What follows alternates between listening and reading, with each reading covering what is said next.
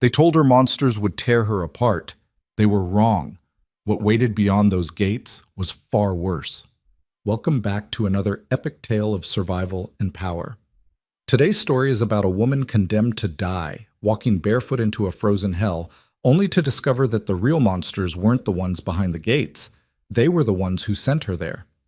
This is a story of sacrifice, savage loyalty, and a choice that breaks a centuries-old curse. If you're ready for 2 hours of raw emotion, brutal battles, and a woman who refuses to die quietly, stick around until the end.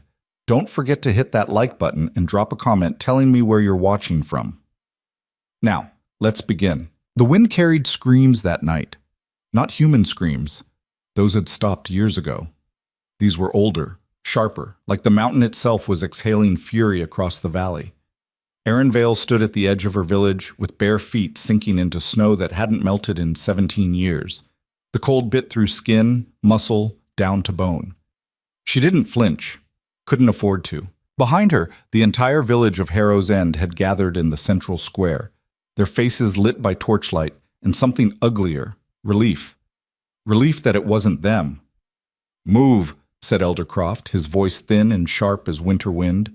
He was old enough to remember when the valley had seasons, when crops grew and children didn't die of cold before their 5th birthday.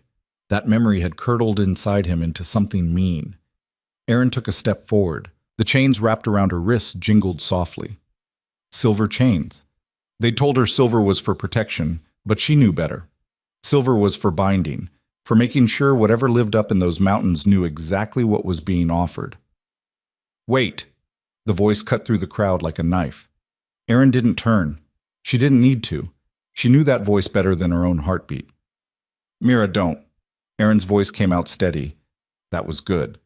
She'd practiced keeping it steady. Her sister pushed through the crowd, 14 years old and still stupid enough to think love could change anything. Mira's face was blotchy from crying, her dark hair, same as Erin's, tangled around her shoulders. "You can't go," Mira said, grabbing Erin's arm. The chains rattled between them. "You can't. They can take me instead. I'm the one who was chosen. I'm a child," Erin interrupted.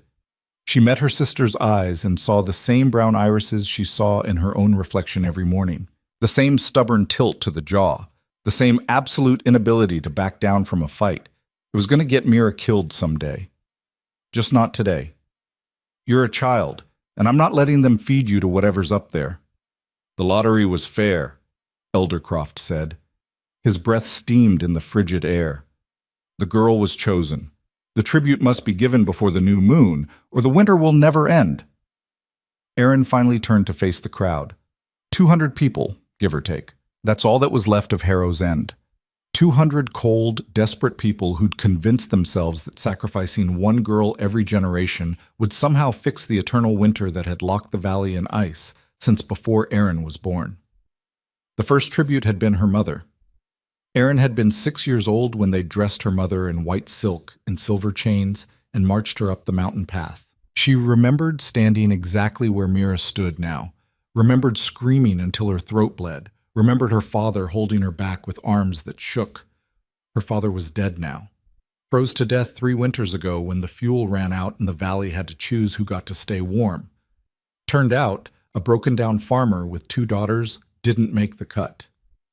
"The tribute accepts," Erin said loudly. The crowd's murmuring died.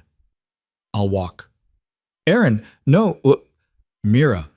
Erin turned back to her sister, and this time she let the steel show in her voice. "I need you to listen to me. Are you listening?" Mira's face crumpled, but she nodded. "You're going to survive this winter. You're going to survive the next one. You're going to learn everything old Marin knows about healing, and you're going to keep people alive." Erin reached up with both chained hands and touched her sister's face. Her fingers were already numb from cold. "You're going to live long enough to see this valley thaw. Promise me." "I can't." "Promise me." Mira's breath hitched. "I promise." "Good girl." Erin leaned forward and pressed her forehead against her sister's. For just a moment, she closed her eyes and pretended they were back in their father's house, huddled under blankets by a fire that actually gave warmth, telling each other stories about the world beyond the mountains. "Now let me go." Mira's hands fell away. Eldercroft gestured sharply, and two men stepped forward, Davin and Torek, village hunters who'd known Erin since she was small enough to ride on their shoulders during harvest festivals that didn't happen anymore. They wouldn't meet her eyes now. "The climb is 3 miles, Croft said. "The gates will open when you arrive. Walk through them. Don't look back. Don't run. The terms of the accord are clear." "What accord?" Erin asked. "Who made it? When?" Croft's mouth thinned. "That knowledge is for the elders only." "Of course it is," Erin smiled without humor. "Wouldn't want the sacrifice to know what she's dying for." Someone in the crowd laughed nervously. Croft's face darkened. "You should be honored," he said coldly. "Your death will save everyone." "Will it?" Erin looked past him, scanning the faces in the torchlight. These people had been her neighbors, her community. Now they just looked tired and guilty and desperate. "Did it save everyone when you sent my mother? Because from where I'm standing, things got worse after that, colder, darker. But sure, let's keep feeding people to the mountain. Maybe the 23rd time's the charm." "Enough!" Croft raised his hand. "You're wasting time. The moon rises in 4 hours." Erin was out of things to say anyway. Davin and Torek took positions on either side of her, and the three of them started walking. The crowd parted silently. Erin kept her head up, her back straight. She'd been practicing that too. When you walked to your death, you did it with dignity. That's what her mother had done. The village ended abruptly, a dozen stone houses with smoke trickling from chimneys, a meeting hall that used to host dances, a temple to gods that had stopped listening. Beyond that, the mountain path rose steeply into darkness. They walked in silence for the first mile. The wind screamed overhead, but down here in the trees, everything felt muffled. Dead. The forest had given up trying to grow years ago. Now it was just twisted black trunks and snow. Always snow. "I'm sorry," Davin said suddenly. His voice was rough. Erin didn't answer. "We don't have a choice," Torek added. "If we don't give tribute, save it." Erin's breath plumed white in the darkness. "You made a choice. You chose to live. I don't blame you for it, but don't pretend it was anything else." Neither man spoke again. The second mile was steeper. Erin's feet had gone from numb to burning to numb again. The silk dress they'd wrapped her in, white like her mother's had been, was already soaked through with melted snow. The silver chains felt heavier with each step. She'd asked what they were made of. No one would tell her, just that they were necessary, that the things in the citadel required them. Things. Not people. Never people. By the third mile, Erin's legs were shaking. Not from fear, from exhaustion and cold and the simple biological fact that human bodies weren't meant to climb mountains barefoot in sub-zero temperatures. Her toes had stopped bleeding at least. That was something. Then she saw it. The trees opened into a clearing, and there, carved into the living rock of the mountain itself, stood the gates. They were massive, 40 feet tall at least, made of black stone so old it seemed to drink the moonlight rather than reflect it. No hinges that Erin could see. No handles, just smooth dark stone with symbols carved into every inch of the surface. The symbols moved. Erin blinked. No, the symbols didn't move. Her eyes were playing tricks. Had to be. Except, "We go back now," Davin said. He'd stopped 20 paces from the gates. Torek stood beside him, face pale. "The rest is up to you." "That's it?" Erin stared at them. "You're just going to leave me here?" "The accord says we can't go closer." Torek's hand moved to the knife at his belt, a reflexive gesture. "If we cross the threshold—" "What? You'll die? Join me?" Erin laughed and the sound came out bitter. "How convenient." Davin looked genuinely pained. "When the gates open, walk through. Don't stop. Don't turn around. That's all we know." "And then what?" Neither man answered. "Right." Erin turned back to the gates. Up close they seemed even larger, so tall they disappeared into the darkness above. The symbols carved into the stone definitely moved now, or maybe it was just the wind making shadows dance. She didn't know anymore. Didn't care. "Go home. Tell Mira I love her." She started walking before they could respond. 20 steps to the gates. 15. 10. With each step, the cold intensified. Not natural cold. This was something else, something that sank past skin and settled into the space behind her ribs. The chains on her wrists grew frigid enough to burn. 5 steps. The symbols on the gates blazed with sudden light, white light, cold as starfire. 3 steps. The ground beneath her feet thrummed with something that might have been a heartbeat.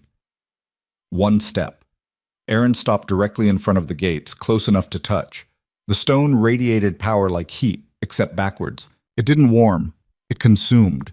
She could feel it pulling at something inside her, tugging at the core of whatever made her alive. "All right," she said quietly. Her voice didn't shake. "I'm here. I'm the tribute. So let's get this over with." For a long moment, nothing happened. Then the gates began to open. Not slowly. Not with the grinding protest of ancient stone. They opened fast, swinging inward with a sound like thunder, and light poured out. Not white now, but gold, brilliant and searing. Erin threw up her chained hands to shield her eyes, stumbling backward. When her vision cleared, she saw them. 3 figures stood in the gateway, backlit by the golden light so their features were hidden in shadow. But their shapes, tall, impossibly tall, broad-shouldered and powerful. Not human. Couldn't be human. Humans didn't move like that, didn't carry themselves with that kind of coiled, predatory stillness. The one in the center stepped forward. "You're early," he said. His voice was deep, rough-edged, with an accent Aaron didn't recognize. Old. The accent sounded old, like words shaped by a tongue that learned to speak before modern language existed. "Sorry," Aaron managed. Her mouth was dry. "Should I come back later?" The figure tilted his head, and for just a moment the light shifted. Aaron caught a glimpse of his face. Sharp features, eyes that reflected gold like a wolf's, dark hair that fell past his shoulders. Beautiful. Terrifying. Inhuman. "No," he said. "You'll do." Then he reached for her. Erin's body moved on instinct. She jerked backward, raising her chained hands defensively. "Don't." Too late. His hand closed around her wrist, above the silver chains, carefully avoiding them, and pulled. Not roughly, almost gently, but with strength that told Erin if she fought, she'd lose. She stumbled forward through the gateway, into the light. The moment she crossed the threshold, everything changed. The cold vanished, not gradually, instantly, like stepping from winter into summer between one heartbeat and the next. Warmth flooded through her, so sudden and overwhelming that Erin's knees buckled. The figure holding her wrist caught her before she fell, his other hand gripping her shoulder. "Careful," he said. "The change is disorienting." Disorienting. That was one word for it. Erin's head spun. The ground beneath her feet felt solid, but everything else tilted sickeningly. She forced her eyes to focus, looking around. They stood in a courtyard. No, calling it a courtyard was like calling an ocean a puddle. The space was enormous, carved from the same black stone as the gates, but polished until it gleamed like dark glass. Pillars rose around the perimeter, each one wrapped with the same moving symbols she'd seen outside. And the light, the warm golden light, came from everywhere and nowhere, illuminating every corner without casting shadows. The 3 figures stood in front of her now, no longer backlit. Erin's brain struggled to process what she was seeing. They were men, sort of. They had the shape of men, 2 arms, 2 legs, faces with eyes and mouths, and all the correct features, but everything was slightly wrong, too tall, too still. Their eyes reflected light like animals. Their movements, when they shifted, were too fluid, too controlled, like watching predators pretend to be human. The one who'd pulled her through, the leader, she assumed, watched her with those unsettling gold-reflecting eyes. He was perhaps the most human-looking of the 3, if only because his features were easier to track. Dark hair, strong jaw, a face that would have been handsome if it weren't for the wrongness underneath. He wore dark clothing that looked like it had been made in another century. Heavy fabric, complex fastenings, all black. To his left stood a man with red hair that fell in a wild mane around his shoulders. He was broader than the first, built like a fighter, with scars visible on his hands and neck. His eyes didn't glow gold, they glowed amber, like fire. He grinned at Erin, showing too many teeth. "She's warm," the red-haired one said. His voice was rougher than the first man's, almost a growl. I can feel it from here. Rhett, the dark-haired leader said quietly. Control yourself. The third man said nothing. He stood slightly apart from the others, watching Aaron with cold calculation. His hair was pale, not blonde, but colorless, like frost. His eyes were silver, completely silver, no pupil, no iris, just liquid mercury that tracked her every movement. He looked less human than the other two, or maybe just less interested in pretending. Who are you? Aaron asked.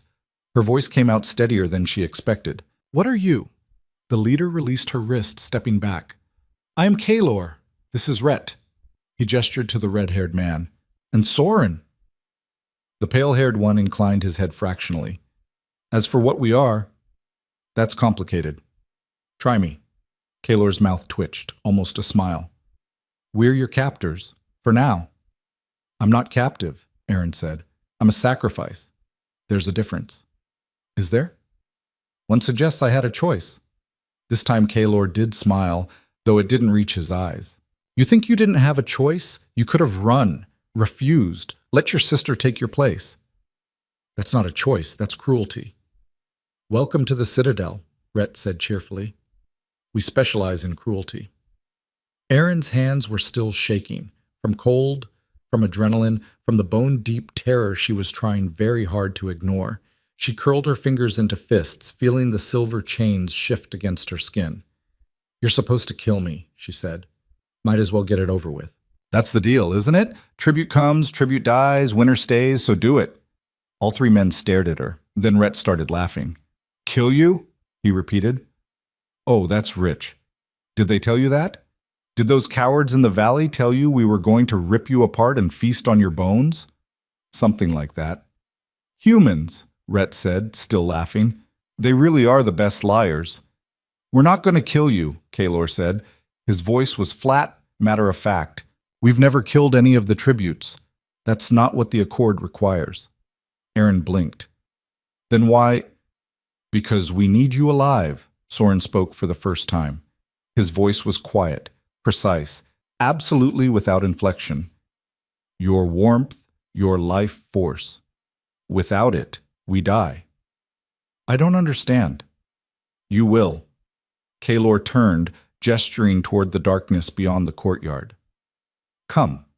We'll show you what your people sacrificed you to prevent. He started walking without checking if she followed. Rhett fell into step beside him. Soren waited, those silver eyes fixed on Aaron with unnerving intensity. Move, he said softly, or we'll carry you. Aaron looked back at the gates. They'd swung shut behind her. No way out. No way back. Ahead, Kaelor and Rhett were disappearing into the shadows between the pillars. Behind, Soren watched with inhuman patience. She took a breath, tasted warmth and something else, spice, incense, something old and strange, and started walking. The citadel swallowed her whole. They walked through corridors carved from living stone, each one wider than the village's main street and lined with columns that stretched up into darkness. The moving symbols covered everything, walls, floor, ceiling, casting patterns of light that shifted with each step. Aaron's bare feet whispered against stone that felt warm now, almost alive. How long have you been here? She asked after they'd walked for what felt like hours, but was probably only minutes. Her sense of time had broken somewhere between entering the gates and realizing she wasn't going to be immediately murdered. A long time, Kaelor said without turning around. How long? 300 years, give or take. Aaron stumbled. Soren's hand shot out, steadying her. His fingers were cold through the thin silk of her dress. Not ice cold, but lacking the warmth that human skin should have. That's impossible, she said. You're talking to creatures who glow in the dark, Rhett pointed out. Maybe adjust your definition of impossible. They turned a corner, and Aaron stopped breathing. The corridor opened into a hall so vast it could have held Harrow's End 10 times over. The ceiling soared overhead, lost in shadow. The walls. Aaron's brain couldn't process the walls. They were covered floor to ceiling with carvings. Not symbols this time. Scenes, battles. Figures that looked almost human fighting things that definitely weren't. And scattered throughout, like stars in a dark sky, were stones. Gems. massive ones, each easily the size of Aaron's head, set into the walls at regular intervals. They glowed softly, red, blue, green, gold, casting colored light across the carvings. "What is this place?" Aaron whispered. "The heart," Kalor said. "The center of the citadel, the source of the curse." He kept walking, leading them toward the far end of the hall where a raised platform stood. As they got closer, Aaron saw what sat on the platform. A throne. Made of the same black stone as everything else, but this throne was different, organic. It looked grown rather than carved, like something that had pushed itself out of the mountain's bones over centuries. And embedded in the throne's back, larger than all the others, was a stone that pulsed with white light. "Sit," Kalor said. Aaron stared at him. "What?" "The throne. Sit in it." "I'm not sitting in your creepy death chair," Rhett snorted. "It's not a death chair. Well, not exactly. More of a life chair, but only if you—" "Rhett," Kalor interrupted. "Shut up." He turned to Aaron, and for the first time she saw something other than cold control in his face. Exhaustion. Bone-deep, soul-crushing exhaustion. "Please," he said quietly. "Just sit. You need to see what we are. What's happening to us? Then you can decide." "Decide what?" "Whether you want to save us or let us die." The hall fell silent. Even the light from the stones seemed to dim, as if waiting for her answer. Aaron looked at the throne, at Kalor, at Rhett and Soren standing like statues behind him. 3 men who weren't men. 3 creatures who'd lived for centuries in this stone prison. 3 beings who needed her for something. "If I sit," she said slowly, "will you answer my questions? All of them?" "Yes." "And you won't hurt me?" Kalor's jaw tightened. "We physically cannot hurt you. That's part of the curse." "How convenient." "Convenient," Soren repeated flatly. "Yes. Being unable to defend ourselves while our bodies turn to stone is very convenient." Aaron's eyes snapped to him. "What?" But Kalor was already moving. He climbed the steps to the platform and turned, gesturing to the throne. "Sit, please, before we run out of time." There was something in his voice, desperation maybe, or fear, that decided it for Aaron. She'd walked 3 miles barefoot through snow to die. Sitting in a chair seemed minor by comparison. She climbed the steps. The throne loomed above her, massive and ancient, and somehow hungry. She hesitated, then lowered herself onto it. The moment her body made contact, everything changed. Power surged through her, not painful, but overwhelming, like lightning through water. The white stone embedded in the throne flared, bright as a sun, and suddenly Aaron could feel everything. The citadel, the mountain, the valley beyond. She felt the cold wind screaming outside, felt the frozen earth locked in ice, felt the winter that had stolen her childhood and killed her father. And she felt them. Kalor, Rhett, Soren. Their presence lit up in her mind like stars, burning bright and fierce and wrong. Because they weren't burning, they were dying. Slowly turning to something cold and lifeless and still. Turning to stone. Aaron gasped and the vision shattered. She was back in her body, gripping the arms of the throne hard enough that the silver chains bit into her wrists. Kalor stood in front of her, waiting. "You see it now," he said. It wasn't a question. "You're cursed," Aaron managed. Her heart was beating too fast. "You're all cursed. Something's killing you." "Not killing," Soren corrected. "Transforming." "There's a difference." "Show her," Kalor said. Soren didn't move for a moment. Then slowly, he raised his left hand and pushed back the sleeve of his shirt. His forearm was stone. Not turned to stone. Was stone. Smooth, gray, lifeless rock from wrist to elbow. As Aaron watched, horrified, Soren flexed his fingers. They moved but wrong, too stiff, grinding against each other with a sound like gravel. "It's spreading," Rhett said. His voice had lost its cheerfulness. "All of us. Different rates, different patterns, but the same end result." He pulled down the collar of his shirt, revealing a patch of stone spreading from his collarbone toward his throat. "In a month, maybe less, we'll be statues. Decorations for this tomb." "How?" Aaron's voice came out strangled. How did this happen? We were guardians, Kalor said. Warriors sworn to protect the citadel and the power it contains. 3 centuries ago, the kingdom we served fell. In its death throes, the king made a choice. His face was carved from ice. He cursed us, bound us here, made us immortal but not invulnerable. We would live forever, serving as jailers to a power too dangerous to be unleashed. What power? The same power currently flooding through you, Kalor gestured to the throne. The citadel is a prison for a god, or the fragment of one. The specifics are irrelevant. What matters is that the curse slowly turns us to stone. To prevent that, we need human warmth, human life force. That's what the Accord provides. Aaron's brain was trying to catch up. The tributes? Yes, one every generation. They live here, in the citadel, and their presence slows the curse. Not enough to stop it, not enough to reverse it, but enough to buy time. Where are they? Aaron looked around the empty hall. Where are the other tributes? Silence. They died, Rhett said finally. All of them. Natural deaths for the most part. Old age, sickness, accidents. Humans are fragile. My mother, Aaron said. She came here 17 years ago. More silence. Then Kalor spoke, his voice carefully neutral. Yes, Elara. She lived here for 15 years. She was kind. What happened to her? She fell, Soren said. From the eastern tower. It was winter. The ice made the stones slippery. Aaron's hands clenched on the throne's arms. Did you kill her? No. Then why? Because she was dying anyway, Kalor interrupted harshly. The curse doesn't just affect us. The longer a tribute stays, the more it drains them, slowly, invisibly. But it's there. Elara felt it. She knew what was happening, so she chose the tower over waiting for the slow death. The words hit like fists. Aaron had imagined her mother's death 1,000 ways. Torn apart by monsters, sacrificed in some bloody ritual, anything but the truth. That her mother had chosen to die, that living here had been worse than death. Your people know this, Soren said. The elders. They've known for generations. The tributes don't die because we kill them.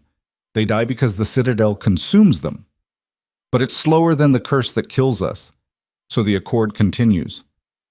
That's monstrous. Yes, Kalor agreed. It is. But it's the choice that was made. Your life for the valley's survival. Our continued existence for the prevention of eternal winter. I don't understand. How does keeping you alive stop winter? We are the seal, Soren said. Our presence, our life force, binds the power in the citadel, keeps it contained. If we die, if we complete the transformation to stone, the seal breaks, the power escapes, and the valley doesn't just freeze. His silver eyes were merciless. It dies. Every living thing turns to ice in moments. The winter becomes absolute. Aaron sat very still, trying to process. So I'm not a sacrifice to keep winter going. I'm a sacrifice to prevent something worse. Essentially. And if I refuse, if I leave? You can't leave, Rhett said. The gates only open from outside. From in here, they're sealed. You're bound to this place now. The silver chains? He nodded at her wrists. They're not just symbolic. They tie your life force to the citadel, to us. You couldn't leave even if we let you try. Aaron looked down at the silver chains wrapped around her wrists. They'd felt cold outside, burning against her skin. Now they felt warm, alive. She could feel them pulsing in time with her heartbeat. So I'm trapped. Yes. And I'm going to die here, slowly, like my mother. Probably, Aaron laughed. The sound came out broken, edging toward hysteria. My village thinks you're monsters. They're wrong. You're not monsters. You're just prisoners, same as me. We were monsters once, Kalor said quietly. Warriors who burned cities and killed without mercy. The curse was our punishment. But you're innocent. You don't deserve this. None of the tributes deserved it, Aaron shot back. But that didn't stop you from accepting them. No, Kalor agreed. It didn't. The admission hung in the air between them. Aaron wanted to scream, to rage. to demand answers that would make sense of the senseless situation she'd been thrown into. But what would be the point? She was here. Her life was forfeit. The only question now was how long she'd last before the Citadel ground her down to nothing. She stood abruptly. The power surging from the throne cut off the moment she broke contact, leaving her feeling hollow and cold. "I need to sleep," she said. "Or think, or both. Is there somewhere I can—" "We'll show you to your quarters," Kaelor said. He sounded relieved, like he'd expected her to fight or cry or break down. Maybe previous tributes had. Maybe her mother had. "This way." They left the hall in silence, walking through more corridors, climbing stairs that seemed to spiral upward forever. Eventually, they stopped in front of a heavy wooden door carved with more of those moving symbols. "This was Alara's room," Kaelor said. "We've maintained it. You'll find everything you need inside." Erin pushed the door open. The room beyond was larger than her entire house in Harrow's End. A massive bed dominated one wall, draped in furs and blankets. A fireplace took up another wall, currently burning with flames that gave off warmth but no smoke. Tapestries hung from the stone walls, depicting scenes of forests and fields and seasons that didn't exist anymore. "We'll bring food later," Rhett said, "and someone will explain the rules." "Rules? Where you can and can't go. What you can and can't touch. How to avoid the parts of the Citadel that are dangerous." "More dangerous than this?" Erin asked dryly. Rhett grinned, though it looked strained. "Sweetheart, you have no idea." They left her there, pulling the door shut. Erin heard the sound of locks engaging, multiple locks, heavy and final. She was well and truly trapped. For a long moment, she just stood in the center of the room, trying to make sense of anything that had happened in the last 6 hours. Then she walked to the bed, climbed under the furs, and did something she hadn't allowed herself to do since her father died. She cried. Hard, ugly. The kind of crying that shook her whole body and left her throat raw. She cried for her mother, for her sister, for her own stolen life.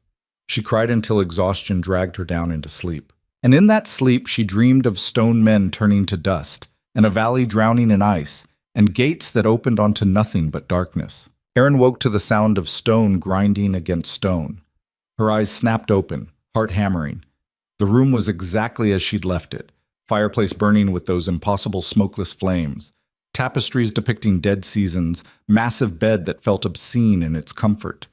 But the sound continued, low and rhythmic, coming from somewhere beyond the walls. She threw off the furs and stood. Her feet hit warm stone, still barefoot, still wearing the white silk dress that was now torn and stained from yesterday's climb. Yesterday. It felt like years ago that she'd walked out of Harrow's End. The grinding sound stopped abruptly, replaced by a muffled curse in a voice she recognized. Rhett. Erin crossed to the door and tried the handle, locked, as expected. She pressed her ear against the wood, listening. Footsteps. Multiple sets. And voices, though too quiet to make out words. "I know you're awake," Rhett called from the other side. "I can hear your heartbeat." Erin jerked back from the door. "That's disturbing." "You get used to it." The locks disengaged with a series of heavy clicks.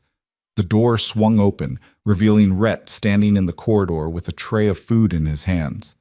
He looked worse than last night. The patch of stone on his collarbone had spread up toward his jaw, gray and lifeless against his skin. "Breakfast or lunch? Time's weird here." Erin didn't move. "Where are the others?" "Kaelor's in the East Wing dealing with structural collapse. Soren's mapping the spread." Rhett gestured with the tray. "Are you going to let me in, or do I stand here until my arm turns to stone? Because that's happening either way, but it'd be nice to speed things along." Against her better judgment, Erin stepped aside. Rhett walked in and set the tray on a small table near the fireplace. Bread, cheese, something that might have been dried meat, a pitcher of water. Simple food, but more than Erin had seen in one place for months. "Eat," Rhett said. "You need your strength." "For what?" "For not dying." He dropped into a chair that groaned under his weight. "The Citadel drains you, slowly, but it's there. Food helps, sleep helps, staying warm helps. But eventually," he shrugged. "Well, You saw where your mother ended up. Aaron's hands clenched. Don't talk about her. Why not? She was here for 15 years. Longest any tribute has lasted. We got to know her pretty well. Rhett's amber eyes tracked Aaron's every movement. You look like her. Same stubborn jaw. Same way of standing like you're ready to fight the whole world. Did she? Fight? At first. Then she figured out it was pointless. The Citadel doesn't care if you fight or submit. It takes what it needs either way. Rhett leaned back and Aaron heard that grinding sound again. Stone against stone. His shoulder. She spent her last year's painting. We still have some of her work in the gallery. Aaron didn't want to hear this. Didn't want to picture her mother existing here, making art while slowly dying. But her traitorous mouth asked anyway. What did she paint? Mira. Rhett smiled without humor. Your sister. Over and over. Different ages, different poses, like she was trying to watch her grow up from a distance. The words hit like a punch. Aaron turned away, moving to the table. She forced herself to eat. Not because she was hungry, but because Rhett was right. She needed strength. And if she was going to figure out how to survive this place, she couldn't do it on an empty stomach. Why are you here? She asked after swallowing a mouthful of bread that tasted like ash. Why not Kaylor? He seems like the one in charge. Kaylor doesn't do well with new tributes. Rhett's voice went flat. He gets attached. Then they die. Then he spends the next few years pretending he doesn't care about anything. It's exhausting to watch. And you don't get attached? Oh, I get attached just fine. I just don't pretend otherwise. Rhett stretched, and more stone-grinding sounds accompanied the movement. Your mother and I used to play chess. Terrible player, Alara. But she never gave up. Even when she knew she'd lost, she'd keep trying to find a way out. Did she ever win? Once. Near the end. Rhett's expression went distant. She sacrificed her queen to set up a checkmate I didn't see coming. I was so proud I wanted to... He stopped abruptly. Wanted to what? Doesn't matter. She was dead 3 days later. Rhett stood suddenly, too fast. The chair scraped against stone. Finish eating, then I'll show you the rules. Rules, Aaron repeated.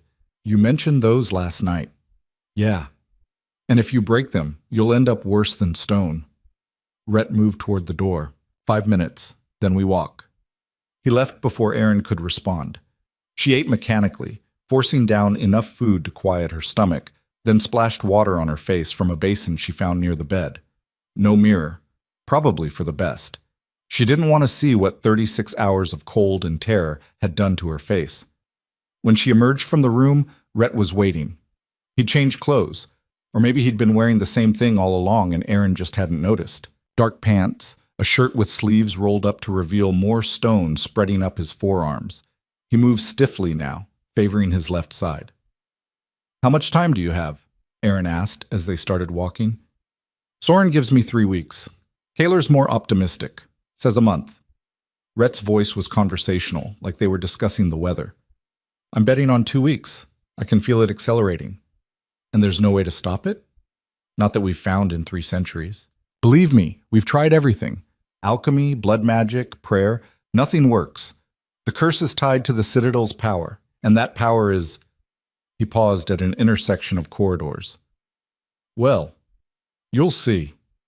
They walked through passages that seemed to shift when Aaron wasn't looking directly at them. Not physically moving, she didn't think, but her sense of direction kept fracturing. They'd turn right 3 times and somehow end up in a completely different section of the Citadel. The symbols carved into every surface glowed brighter here, pulsing with rhythms that almost felt like language. Rule 1, Rhett said. Never go below the 3rd level. The lower chambers are sealed, and they're sealed for good reason. Things live down there. Old things. Hungry things. What kind of things? The kind that make us look friendly.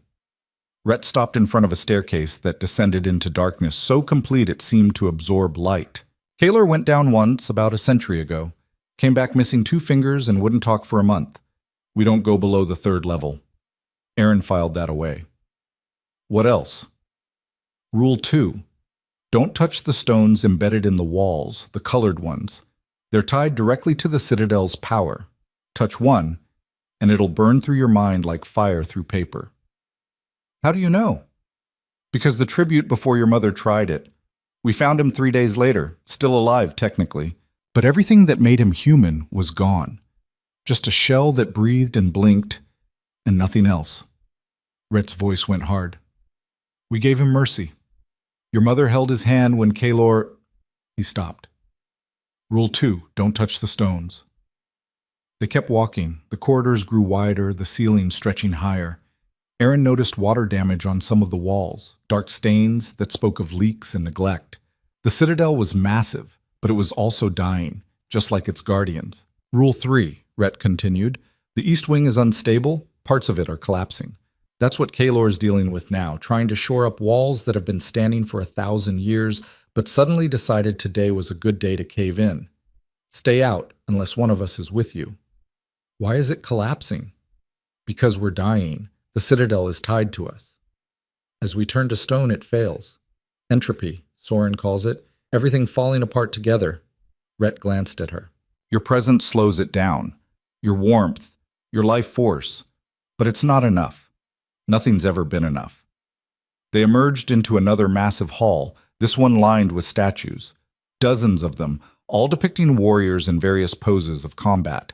The detail was incredible. Every muscle, every strand of hair carved with precision that shouldn't be possible. Rule 4, Rhett said quietly. Don't look at them too long. Why? Erin's voice died as she realized what she was seeing. The statues weren't carved. They were transformed. Real people turned to stone mid-motion, preserved forever in their final moments. What happened to them? What's happening to us? This is the first wave of guardians. 50 warriors cursed 3 centuries ago. We're the last 3. Rhett walked past the statues without looking at them. They fought it longer than we will. Took them decades to turn completely. But the curse is accelerating now. We don't have decades. We barely have weeks. Erin forced herself to keep moving, to not stare at the frozen faces trapped in eternal combat, but she felt their eyes following her anyway. Or maybe that was just her imagination. How many rules are there, she asked. Enough to keep you alive. Maybe. Rhett stopped at another intersection. Rule 5, if you hear singing, don't follow it. That's the power in the throne room. It calls sometimes, especially to new tributes. Your mother almost walked off the eastern tower twice before we figured out how to block it. Block it how? Silver.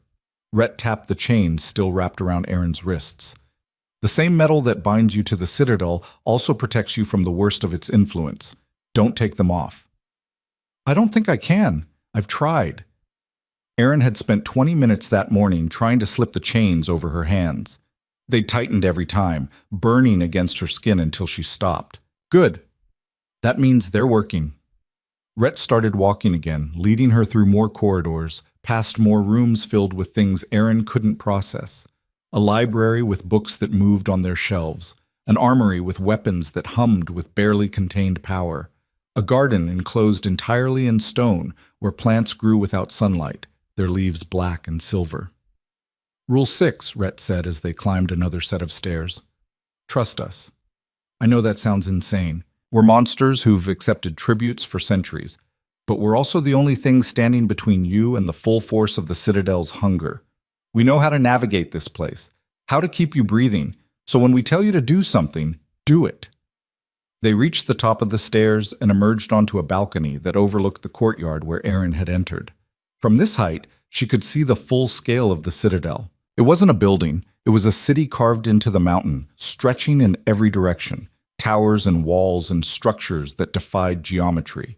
And everywhere, those symbols glowing with cold light. Why? Erin asked. Why keep the tributes alive at all? If we're just slowing the inevitable, if the curse is going to kill you anyway, why not let us go? Let the winter take the valley. Let everything end. Rhett was quiet for a long moment. When he spoke, his voice was rougher than usual. Because we're warriors. We don't give up, even when we should, even when it would be kinder. He turned to face her, and his amber eyes burned. And because once, a very long time ago, we swore an oath to protect people. That oath didn't come with an expiration date. But you're not protecting people. You're imprisoning them. Yeah, we are. Rhett's smile was bitter. Funny how noble intentions turn monstrous, given enough time. Before Aaron could respond, a sound split the air, a deep, resonant crack like thunder, but wrong, originating from inside the mountain rather than the sky. The balcony shuddered beneath their feet. Dust sifted down from the ceiling.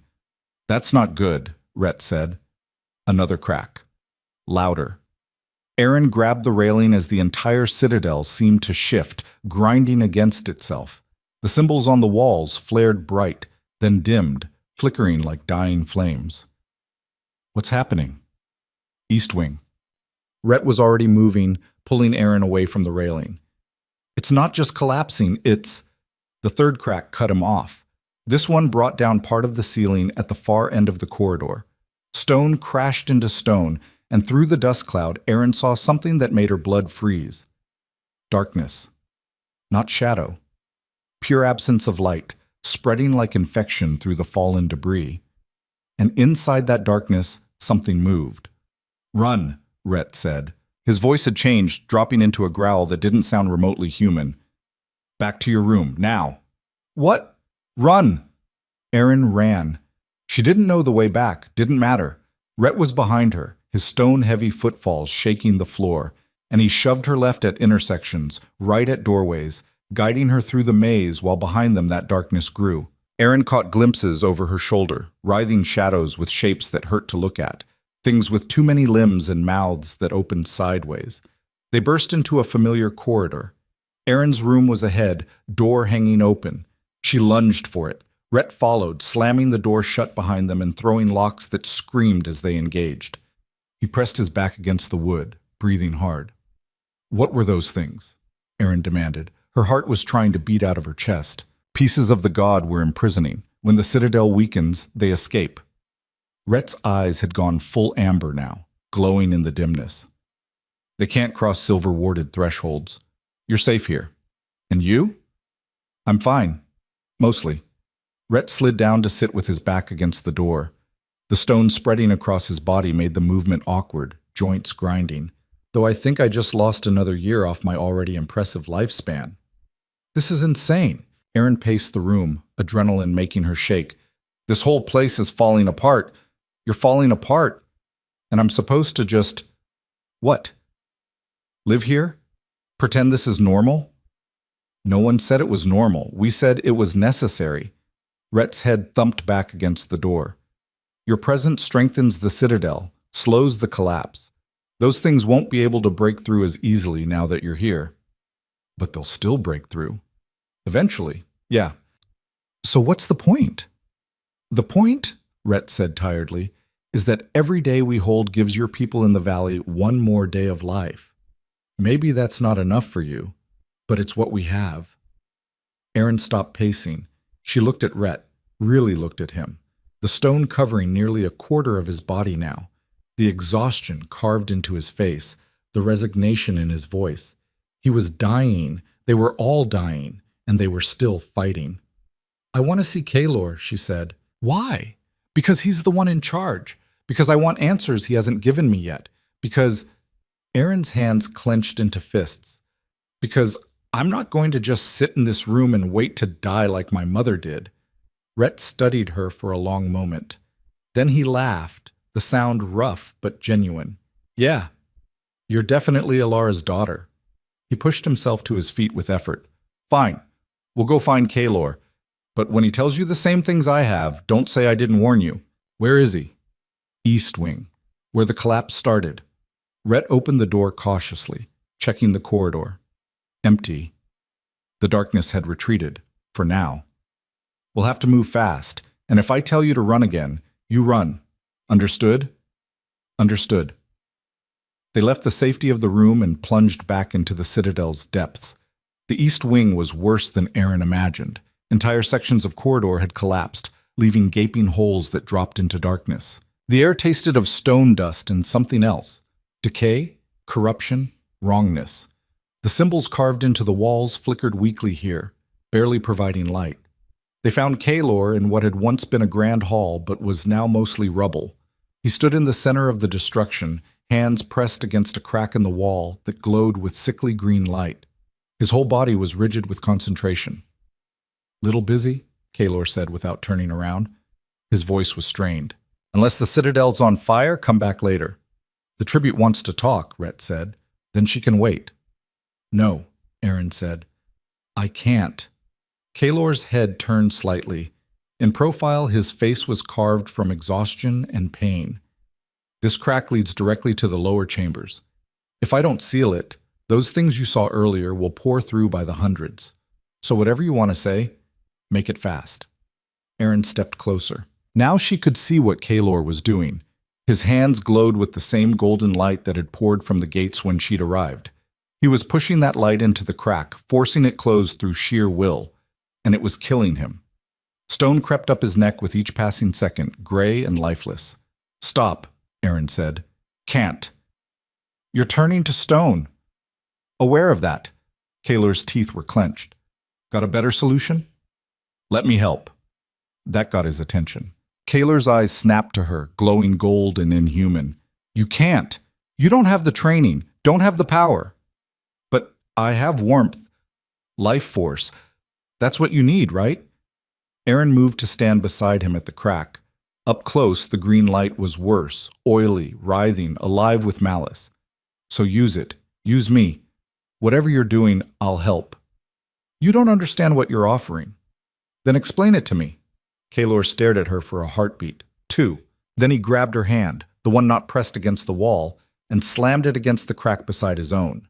Power erupted. It poured out of Aaron like blood from a wound, hot and vital and overwhelming.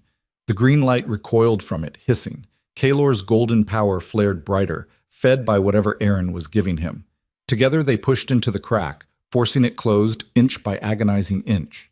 Aaron's vision went white. She felt Kaelor beside her, not physically, but somehow deeper. Their life forces tangled together in ways that shouldn't be possible. She felt his pain, his desperation, the curse eating through him like acid, and beneath that, buried so deep she almost missed it, hope. Fragile and dying, but there. The crack sealed with a sound like breaking glass. Aaron collapsed. Kaelor caught her before she hit the ground, his arms solid despite the stone spreading across his shoulders. For a moment they just knelt there in the rubble, both breathing hard. That was stupid, Kaelor said. His voice was hoarse. Did it work? Yes. Then it wasn't stupid. Aaron tried to stand and nearly fell. Her legs felt like water. Kaelor hauled her up, steadying her. You shouldn't have done that. Connecting your life force directly to mine, you could have died. The drain. But I didn't die, and the crack is sealed. Aaron met his eyes. Even exhausted and half dead, they were striking. Gold and ancient and utterly inhuman. I'm not going to sit in that room and wait for the Citadel to drain me dry. If I'm going to die here, I'm going to do it fighting. Something shifted in Kaelor's expression. You sound like my mother, I know, Rhett already said. I was going to say you sound like us before the curse. Kaelor released her carefully, making sure she could stand on her own. We were warriors, fighters. We didn't know how to give up. I don't either. Aaron's hands were shaking from the power drain, but she forced them still. So tell me how to fight this. Tell me what I can actually do besides being a battery for your curse. Kaelor and Rhett exchanged a look. There might be something, Rhett said slowly, but it's dangerous. More dangerous than what you just did. I don't care. You will. Kaelor's voice was grim. The throne in the heart. You sat in it. You felt the power. Yes, that power is what's killing us. But it's also what keeps the seal intact. The tributes who came before, they never tried to channel it directly. They just lived here, letting their presence passively slow the curse. But you, Kaelor's jaw tightened, you could do more.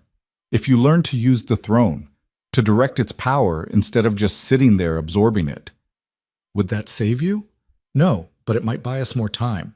Might strengthen the seal enough that the Citadel stops collapsing. That the creatures in the lower levels stay contained.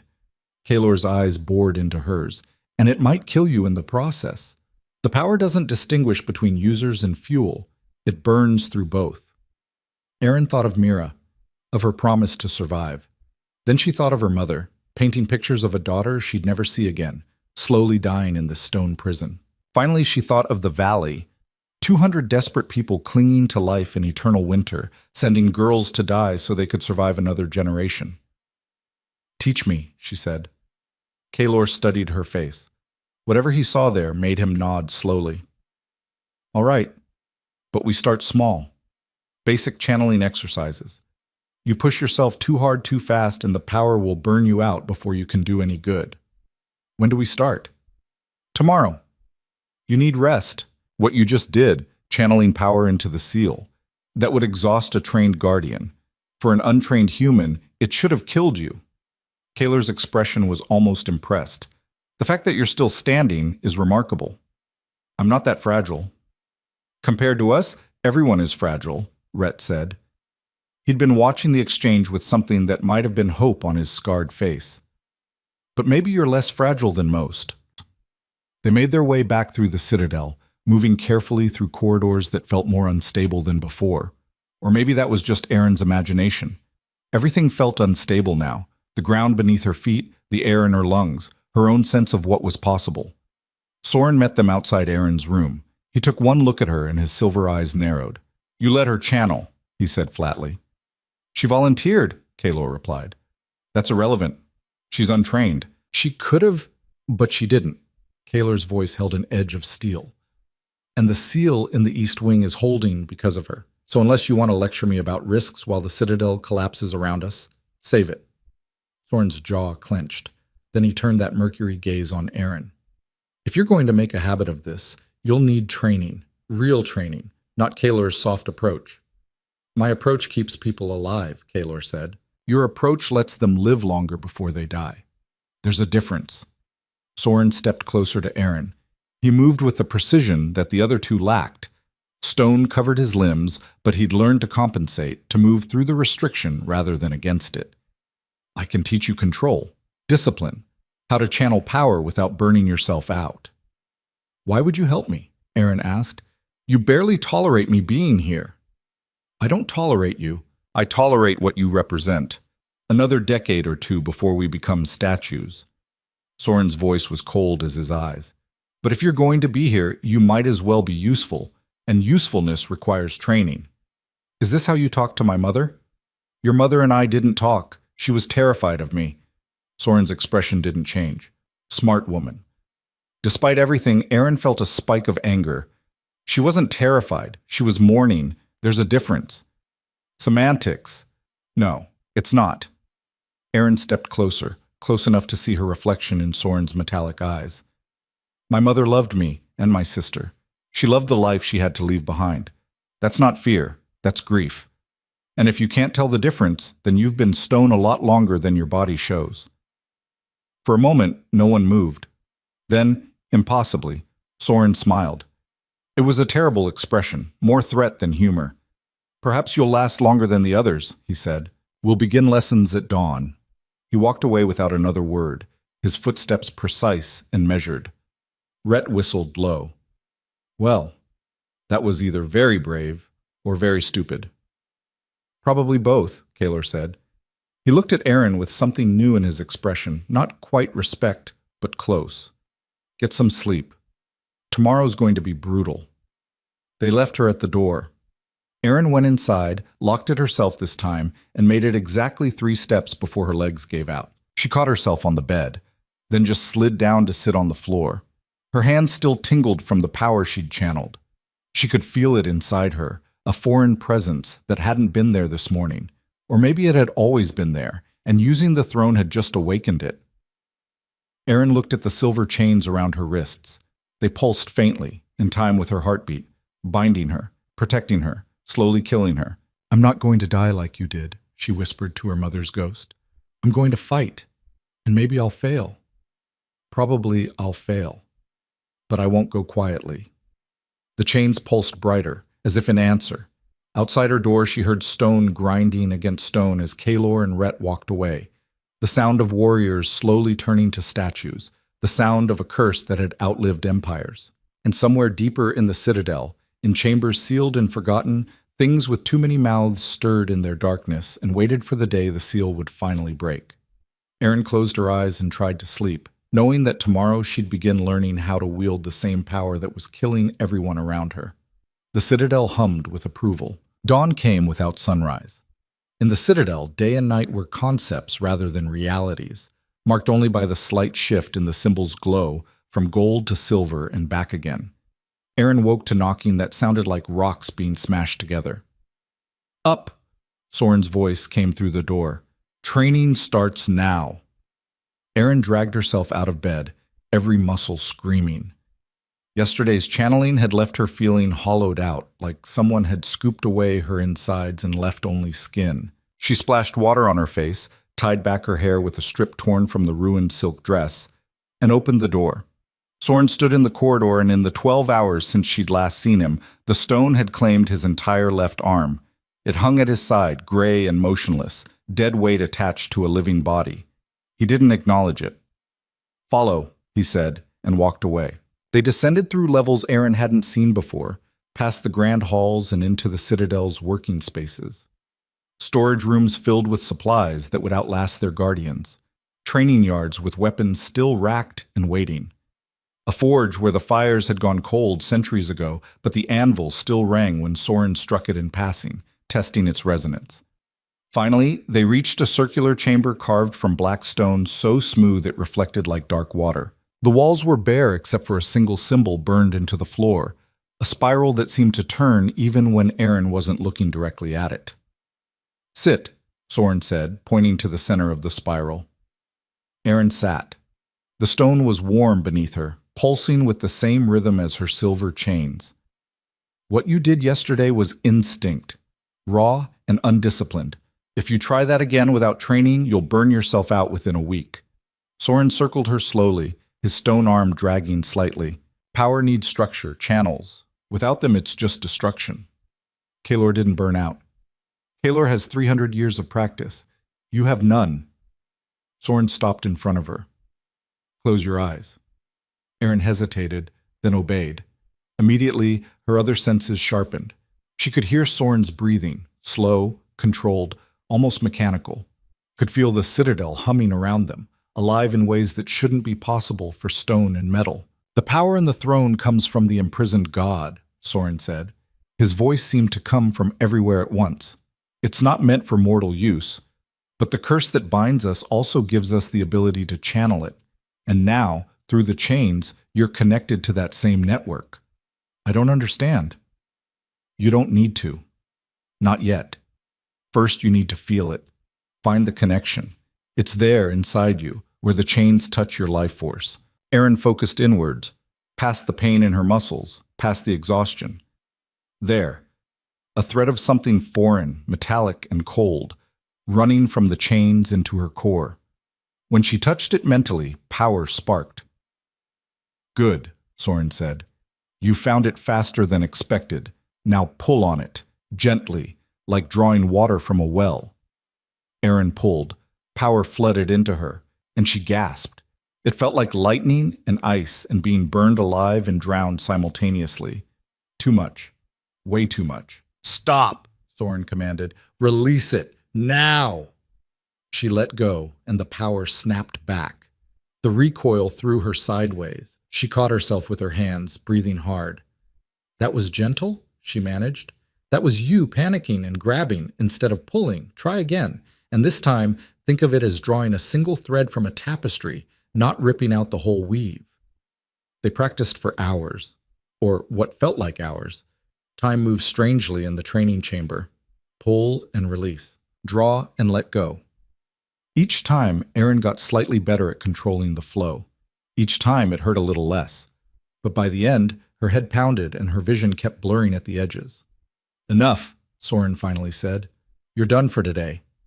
"I can keep going." "No, you can't." Soren's silver eyes were merciless. "Push any further and you'll damage something permanent. Come back tomorrow." Aaron wanted to argue, but when she tried to stand, her legs wouldn't hold her. Soren caught her with his functioning arm, hauled her upright. "You're stubborn," he said. "That's good. Stubbornness keeps you alive longer than talent, but stubbornness without wisdom just means you die doing something stupid." "Speaking from experience?" The corner of Soren's mouth twitched, almost a smile. Every day for 3 centuries. He walked her back to her room, his stone arms scraping against the corridor walls. At her door, he paused. Your mother lasted 15 years, he said quietly. Most tributes don't make it past 5. You want to know why? Aaron waited.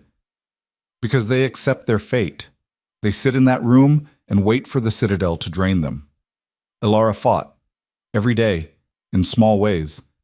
She explored, learned, pushed back against the drain instead of surrendering to it. Soren's expression was unreadable. She was still dying, but she chose how she spent the time she had left. That matters.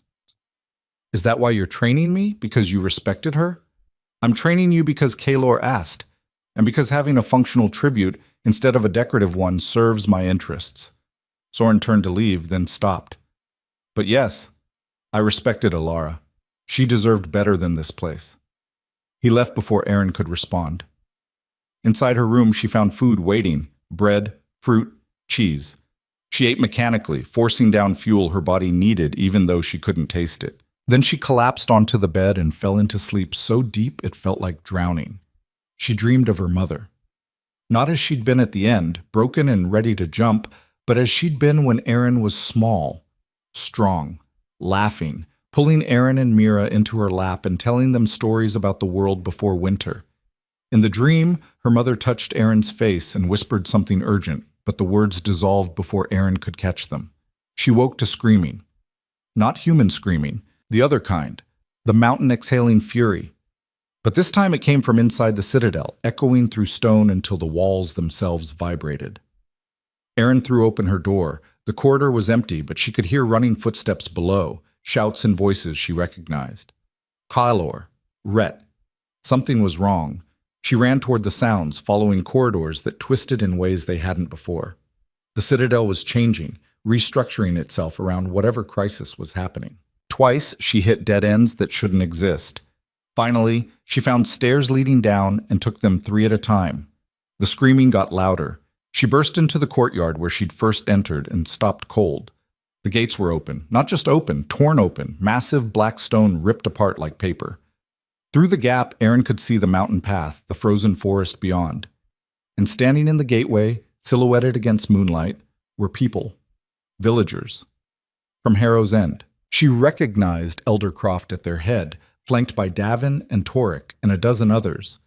They carried torches and weapons, axes, hunting bows, knives that gleamed silver in the moonlight.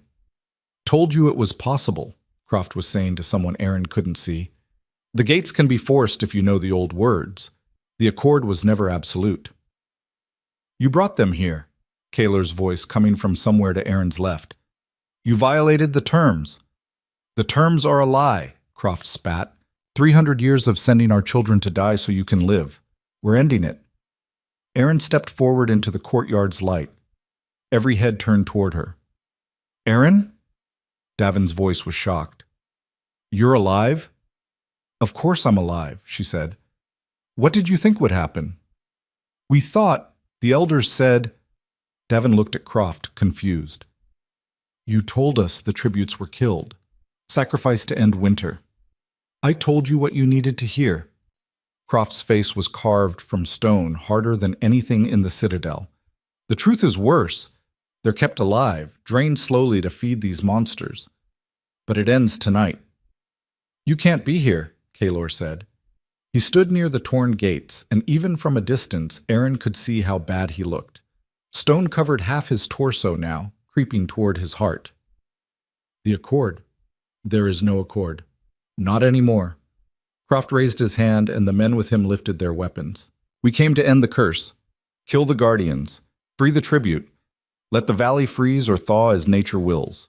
Either way, no more children die for your survival. If we die, the seal breaks, Soren said.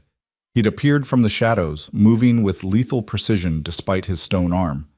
The power we've been containing for 3 centuries, it escapes. Your valley doesn't freeze, it dies. Every living thing turns to ice in seconds. Is that what you want? You're lying. You've always lied. Croft's voice shook with rage. My daughter was the first tribute. 20 years old, beautiful, kind. You took her and we never saw her again. Now you expect me to believe you're protecting us? We didn't take her, Kaylor said quietly. She was sent by people like you who decided her life was worth less than your comfort. Don't! Croft's shout echoed off stone. Don't you dare make us the villains. We're trying to survive, to save our children from your hunger. By killing them yourselves? Rhett had joined the others, forming a line between the villagers and the citadel's interior. That's rich. At least when they die here, they get a few years first. Enough talking, Croft gestured sharply. Take them down. Silver through the heart, just like the old texts say. The villagers surged forward. What happened next barely registered as individual moments, just violence so fast and brutal that Aaron's mind struggled to process it. Kaylor moved first, and Aaron finally saw what 300 years of combat training looked like. He didn't fight like a human. He fought like something that had forgotten humans were supposed to have limits. One moment he was standing still, the next he'd crossed 20 feet and disarmed 3 men before they could swing their axes. He didn't kill them, Aaron noticed that. Just broke their weapons, shattered their knees, left them writhing on the ground. Rhett was less careful. He grabbed a man who got too close and threw him into the courtyard wall, hard enough that the impact cracked stone. His movements were hampered by the stone consuming his body, but what remained functional was still more than enough to overwhelm untrained villagers. Soren didn't engage. He stood perfectly still, and when 2 men rushed him with silver knives, he simply shifted his weight. Both men missed, crashed into each other, and went down in a tangle. Soren stepped over them without comment, but there were too many villagers. For every one Kaylor disabled, 2 more pressed forward. They weren't warriors, but they were desperate and angry, and they'd come prepared. Silver weapons flashed in the torchlight, finding gaps in the Guardians' defenses. Kaylor took a knife across his ribs. He didn't even slow down, but blood, dark and wrong, poured from the wound. Rhett caught an arrow in his shoulder, roared, ripped it out, and kept fighting. Only Soren remained untouched, his movements precise and economical. "Stop!" Aaron screamed. "All of you, stop!" No one listened. She ran forward into the chaos, dodging fighting men and fallen bodies. A villager grabbed her arm, someone she didn't recognize, face twisted with desperation, and tried to drag her toward the gates. "We're rescuing you," he panted. "Come on!" "I don't need rescuing." Aaron twisted free, stumbled backward. "She's one of them now," someone else shouted. "The Citadel's corrupted her." "I'm not corrupted. I'm trying to stop you from killing everyone." Aaron looked around frantically. The courtyard was a nightmare of violence. The Guardians were winning, but they were being hurt in the process. And there, near the gates, Elder Croft had broken away from the main fight. He was climbing the steps toward the heart, toward the throne room, toward the source of the Citadel's power.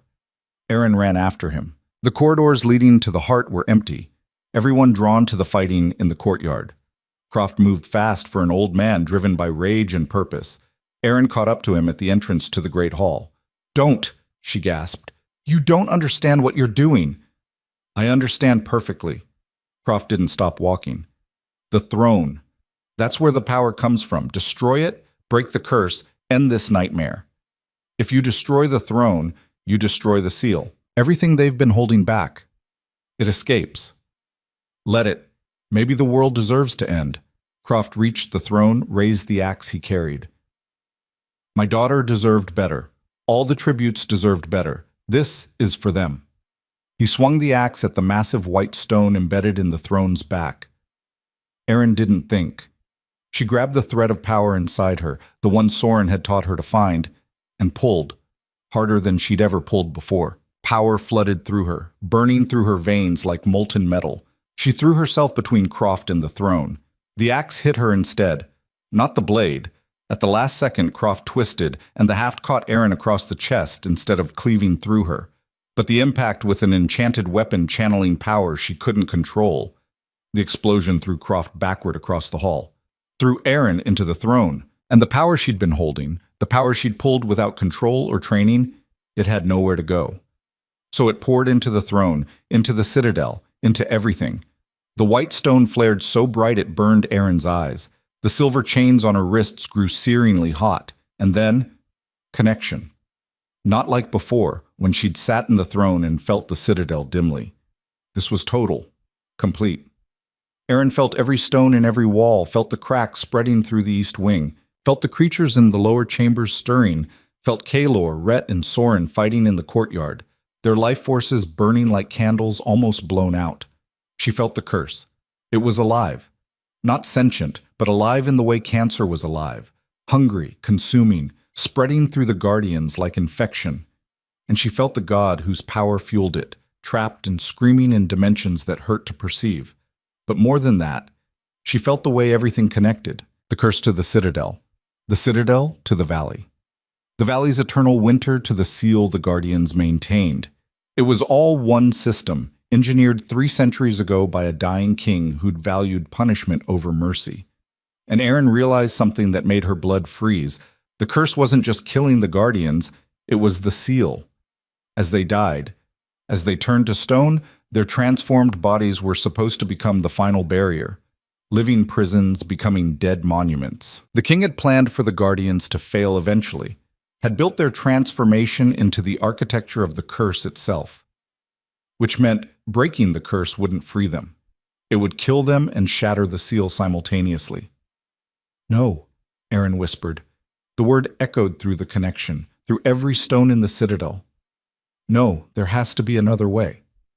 And in the connection, in the vast network of power and stone and ancient magic, she felt something respond. The throne itself, the focal point of everything. It pulsed once, like a heartbeat, and information poured into Aaron's mind. Not words, pure understanding. There was another way. One option the king hadn't planned for, because it had never occurred to him that a tribute would choose it. The curse could be transferred, not broken, not ended, but moved. From the 3 guardians to someone else. Someone with enough life force to anchor it. Someone already connected to the citadel's power through the silver chains. Someone like Aaron. She would have to take all of it. All 3 centuries of accumulated curse. It wouldn't kill her, not immediately. But it would change her, transform her, make her into something that wasn't quite human anymore. A living anchor for the seal. A guardian in her own right. And the 3 men currently dying in the courtyard would be free. The price was her humanity, her life as she knew it, any chance of ever leaving the citadel or seeing Mira again. In the courtyard, someone screamed. Aaron felt through the connection. Rhett had gone down, stone spreading too fast, his movement slowing. Kalor was trying to protect him, taking hits meant for his fallen comrade. Soren fought alone, his precision finally failing as more of his body transformed. They were dying. And Croft was climbing to his feet, reaching for his axe again. Aaron looked at the throne, at the white stone pulsing with imprisoned power, at the chains on her wrists that bound her to this place. She thought of Mira, of the promise she'd made to survive. Then she thought of her mother, choosing the tower over slow death, choosing to end on her own terms. This was Aaron's tower, her choice. "I'm sorry, Mira," she whispered. Then she pressed both hands against the white stone and opened herself completely to the curse. Power crashed into her like an avalanche. It was pain, pure, absolute, reality-breaking pain. The curse found every cell in her body and began rewriting it. Stone crept up her arms from the chains, cold and relentless. She felt her bones begin to change, to harden, to become something that could anchor immortality. She screamed, couldn't help it. The sound tore from her throat and echoed through the citadel, through every corridor and chamber. In the courtyard, all fighting stopped. "What is she doing?" Croft's voice, distant and horrified. "She's taking it," Soren said. Aaron felt his shock through the connection. "She's taking the curse, all of it." "That's impossible," Kalor said. "The transfer ritual, it takes weeks of preparation, days of meditation. She can't just—" "She's not following the ritual," Soren interrupted. "She's brute forcing it, using raw power instead of precision." A pause. "She's going to burn herself out." "Then stop her," Rhett, his voice weak. "How?" Soren's question was genuine. "She's connected to the throne directly. We can't reach her there." Aaron barely heard them. The curse was inside her now, all of it. 3 centuries worth of transformation and death compressed into seconds. She felt herself changing, her skin hardening, her senses sharpening beyond human limits, her connection to the citadel becoming absolute. The stone reached her shoulders, her chest, began creeping toward her heart. This was it. The point where she either survived or became a statue, where her humanity ended and something else began. She thought of her father, freezing to death in the dark, her mother, jumping from a tower, Mira, standing in the village square and promising to live. "I'm going to fix this," Erin gasped. Blood poured from her nose, her eyes, anywhere the transformation was forcing change. "I'm going to break the system, end the winter, give them all a better choice." "You're dying," Kaelor said. Suddenly he was there, in the throne room, kneeling beside her. His hand touched her face, and even through the pain she felt his shock at how cold her skin had become. "Let it go, release the curse, we'll find another way." "There is no other way." Erin's voice came out wrong, rougher, echoing like stone on stone. "You know that. You've known it for 300 years. I won't let you die for us." "Then it's good I'm not asking permission." Erin smiled, tasted blood. "Besides, I'm not dying, I'm transforming. There's a difference." The stone reached her heart. For one terrible moment, everything stopped. Erin felt the curse balance on a knife's edge. It could go two ways: complete the transformation and make her into a living seal, or overwhelm her completely and turn her into a monument. In that frozen moment, Erin felt the imprisoned god's attention turn toward her. Not malevolent, just curious. Ancient and vast and utterly inhuman. "You're brave," it said, in a voice that existed outside sound. "Or stupid. I haven't decided which." "Can't it be both?" The god laughed. The sound made the citadel shake. "I like you. You remind me of the king who imprisoned me. Same absolute certainty that you're right." Was he right? No, but neither am I.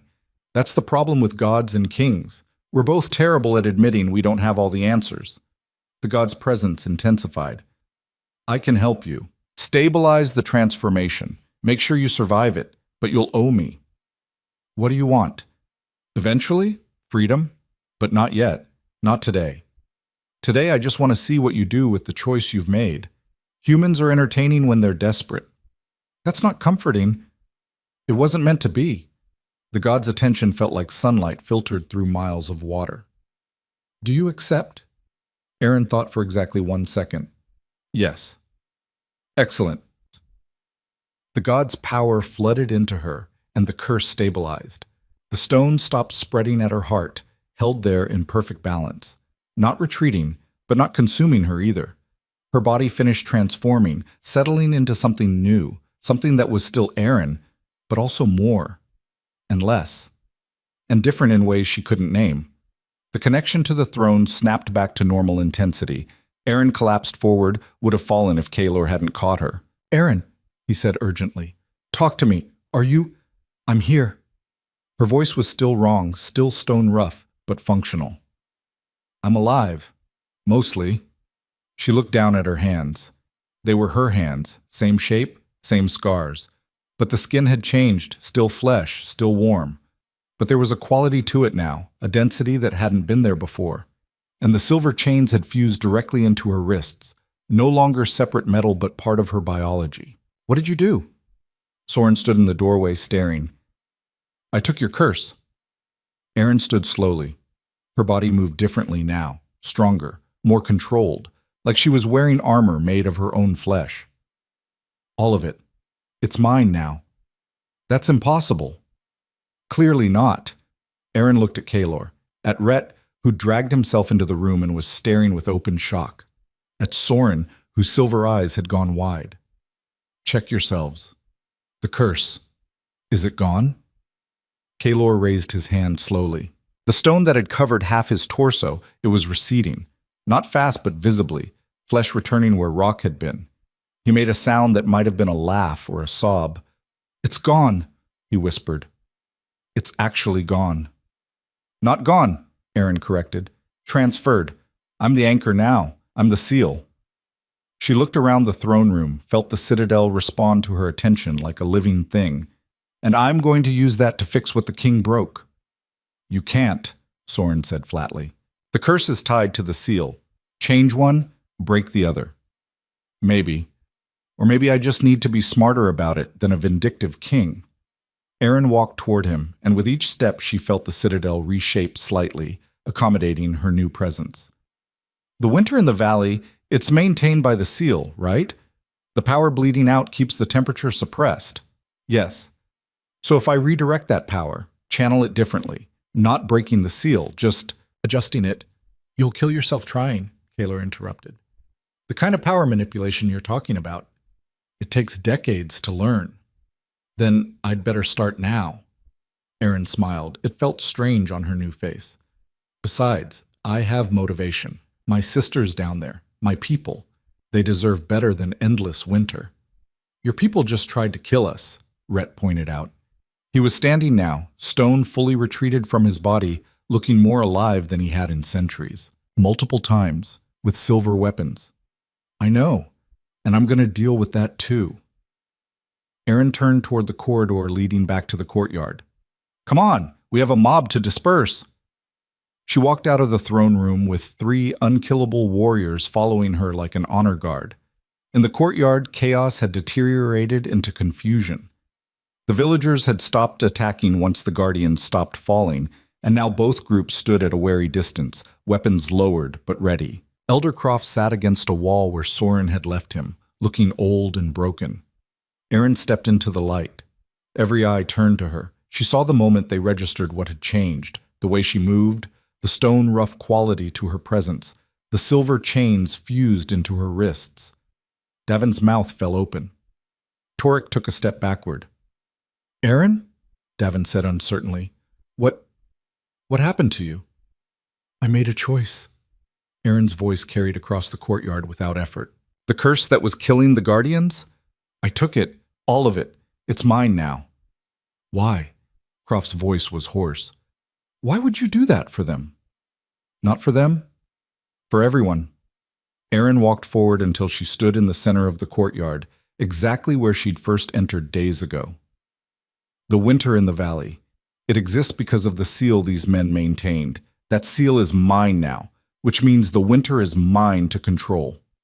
Silence. Then Torek laughed, the sound bitter. You expect us to believe you can end winter? Just like that? I don't expect you to believe anything.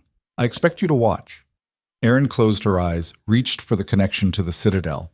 She could feel it all now, the power flowing through the mountain, the seal binding it, the way that power bled into the valley and froze everything it touched. She grabbed that flow and twisted. The citadel screamed. Not with sound, with light. Every symbol carved into every wall blazed white-hot. The ground shook. And in the valley below, in Harrow's End, in the frozen forests and the ice-locked rivers, the winter cracked. Not everywhere. Not all at once. But in a line spreading south from the mountain, the ice began to melt. Snow turned to slush. Frozen ground thawed. Trees that had been dead for 17 years suddenly budged with impossible, instant green. The villagers in the courtyard stared in shock. Then someone started crying. Someone else fell to their knees. Davin made a sound like he'd been punched. You did it, he whispered. You actually... How? Practice. Erin opened her eyes. Her whole body hurt from the manipulation, but it was a good hurt. Proof she was still alive. And I'm going to keep doing it, slowly, carefully, until the whole valley thaws. Why slowly? Torek demanded. Because if I do it too fast, I'll break the seal and kill everyone within 100 miles. Erin fixed him with a look that made the hunter flinch. This power, it's not mine to play with. It's mine to control. There's a difference. And us? Croft had found his feet, was standing now. What happens to the village? That's up to you. Erin looked at each villager in turn. You can go home. Tell everyone what happened. Help them understand that the old system is over. No more tributes. No more sacrifices. Just people living their lives while I fix what was broken. You're staying here. Croft's voice was flat. Yes. Alone. With them. They're not dangerous anymore. The curse is gone. They're just... Erin glanced at Kaylor, at the others. They're just warriors who've been fighting for 3 centuries. Let them rest. And you? Croft asked. What are you now? Erin looked down at her hands, at the chains fused into her wrists, at the stone quality to her skin that would never fully fade. I'm the guardian, the seal, the thing that stands between the valley and absolute winter. She smiled, sharp and cold. I'm what I chose to become. Croft stared at her for a long moment. Then he nodded once, turned, and started walking toward the torn gates. The other villagers followed, casting backward glances at Aaron that mixed awe with fear. Davin stopped beside her. "Your sister," he said quietly. "Mira, what should I tell her?" Aaron's chest tightened. "Tell her I love her. Tell her I kept my promise to survive, just not the way either of us expected. She'll want to see you. I know, and maybe someday when I have better control, when the seal is stable, maybe then." Aaron's voice cracked slightly. "But not yet. Not while I'm still learning what I've become." Davin nodded. Then, impulsively, he reached out and gripped her shoulder. His hand jerked back immediately, and Aaron saw his shock at how cold and hard her skin felt. But he'd tried. That mattered. "You're braver than anyone I've ever met," he said. Then he followed the others through the gates. Aaron stood in the empty courtyard, watching them disappear into the pre-dawn darkness. Behind her, she felt Kaelor, Rhett, and Soren waiting, not sure what to say, not sure what came next. "So," Rhett finally said, "this is new." "Yeah." Aaron turned to face them. "Any of you have experience being freed from 3-century curses? Because I could use some advice on what happens now." "Absolutely no idea," Rhett admitted. "We expected to die. This—" He gestured vaguely at himself, at his restored body. "This wasn't in the plan. Plans change." Aaron looked up at the citadel looming around them. Her citadel now. Her responsibility. "I need to learn control. Need to finish thawing the valley without breaking everything. Need to figure out how to exist as whatever I've become." She looked at the 3 men. "And I'm going to need help, if you're willing." "You took our curse," Kaelor said quietly. "Gave us back our lives at the cost of your own humanity. Why would we refuse to help?" "Because you're free now. You don't owe me anything." "That's where you're wrong." Kaelor stepped forward, and Aaron saw something new in his expression. Not quite gratitude, something fiercer. "We've been prisoners for 300 years. You broke our chains. We owe you everything." "Same," Rhett added. "Besides, you're interesting, and I haven't been interested in anything for decades. I'm staying just to see what you do next." Soren said nothing, just nodded once, sharp and final. Aaron felt something loosen in her chest. She wasn't alone. Whatever came next, learning to control power that could destroy the valley, managing a seal that required constant attention, existing as something not quite human anymore, she wouldn't face it alone. "All right then," she said. "First order of business. We need to stabilize the citadel. The east wing is still collapsing. Second, I need more training, real training, not just crisis management. Third," a sound cut her off. "Not the grinding of stone this time. Something else. A crack like thunder, but wrong, coming from deep in the citadel's heart." All 4 of them turned toward the throne room. "That shouldn't be happening," Soren said. His voice was very calm, too calm. "The seal is stable, you stabilized it." "I know I did." Aaron reached for the connection to the citadel, felt along the threads of power. Everything seemed fine, the seal was intact, the curse was contained, so why— Another crack, closer. And with it, a sound that might have been laughter. "Oh," the god's voice said, echoing through dimensions that hurt to perceive. "I should probably mention, that thing I said about wanting to see what you do with your choice? I may have been slightly misleading." Aaron's blood went cold. "What did you do?" "Nothing permanent, just accelerated the timeline a bit. The seal was always going to fail eventually. I just moved eventually, up to very soon." The god sounded almost apologetic. "You're interesting, like I said, and I want to see how you handle impossible odds. Call it a test. You promised to help me survive the transformation, and I did. You're alive, aren't you? I never promised anything beyond that." The laughter came again. "Good luck, little guardian. You're going to need it." The presence vanished. The cracks spread. Not slowly, fast, racing through the throne room and beyond. Aaron felt through the connection as the seal began to splinter, as the power she'd just stabilized started to fracture. "No," she whispered. "No, no, no." "What's happening?" Kaelor demanded. "The god." The one imprisoned here. It lied. The seal, it's failing, now. And if it breaks, the valley dies, Soren finished. His face was carved from ice. How long do we have? Aaron reached deeper into the connection, felt the spreading cracks, calculated the rate of decay.